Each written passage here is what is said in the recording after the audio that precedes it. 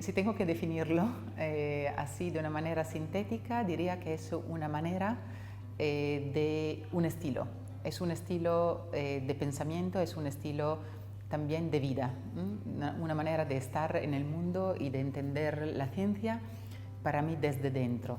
Y lo que entiendo con esa expresión de entender la ciencia desde dentro y también los asuntos filosóficos que hay en la ciencia es que si somos honestos, siempre tenemos que reconocer que en toda empresa humana, y la ciencia es una empresa humana, hay factores, hay dimensiones que no se reducen a la ciencia misma, menos todavía al método científico, sino que requieren y abren a una reflexión sobre el hombre mismo.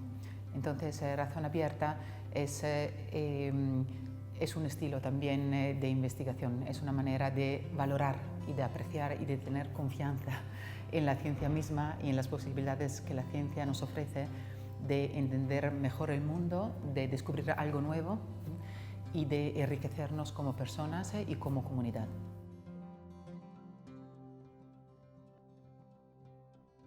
Yo creo que quizá dos maneras. La primera es en el trabajo científico mismo, entonces es como una metodología que yo también he adoptado, que quiere mirar confiando en el hombre, confiando en la ciencia como actividad humana, ver cómo han ido evolucionando modelos explicativos de eventos y de fenómenos naturales en la biomedicina, más en concreto por lo que se refiere a mi campo de investigación, porque allí se ve muy bien cómo el hombre puede, a través de la tecnología también, interactuar con el mundo natural. Y el mundo responde con el lenguaje que tiene, que es el lenguaje de los datos. Pero allí entra otro factor humano que requiere razón abierta en la interpretación. Entonces, mirar todo esto, estudiar esto, nos ayuda a entender mejor también cómo podemos entender hoy en día el concepto de progreso. Cuando empiezo por el título, la gente se queda un poco como, tal vez incluso asustada, ¿no? Porque el título del volumen que he enviado para ese premio es Philosophy of Cancer. Entonces, hablar de filosofía del cáncer parece como casi una contradicción, ¿no? Porque el cáncer es algo muy concreto que nos toca a todos, diría, ¿no? Desde muy cerca.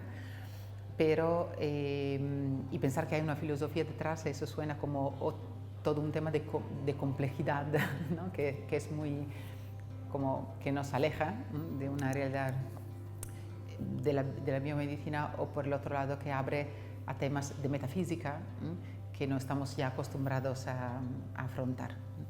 Y en cambio eso ha sido precisamente un estudio que ha empezado cuando yo trabajaba en los laboratorios.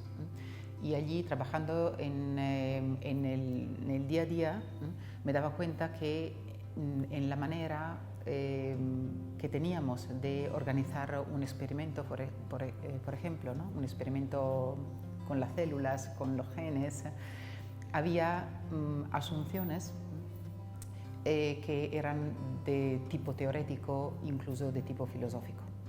Y entonces allí empecé a darme cuenta que cada vez que trabajamos en las ciencias siempre tenemos algún framework, alguna visión que ponemos en nuestro trabajo concreto y que a veces tenemos que saber revisar, también sobre la base de datos empíricos. Y eso es como un diálogo, ¿no? Entre la razón humana y el mundo natural, donde hay mucha racionalidad por medio, que es también toda una experiencia de vida muchas veces, ¿no? Y desde allí empecé a estudiar también la literatura con esa misma lógica, sacando de la literatura cómo ha ido evolucionando los modelos explicativos del origen del cáncer. Y así ha salido ese volumen, que de hecho quiere ofrecer una visión más amplia a la ciencia de ese campo de investigación, intentando ver cómo distintos modelos que pueden ser aparentemente incluso competitors,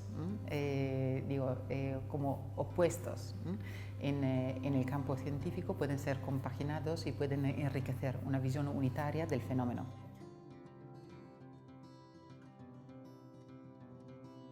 Pues le dirías de escuchar y confiar en las preguntas que salen desde dentro de su campo de investigación, más que en las respuestas que piensan dar, porque a veces en las preguntas que salen de su mismo trabajo o del trabajo de las personas que trabajan, que estudian con ellos, hay cosas muy interesantes que vale la pena escuchar y a las que vale la pena sacar partido.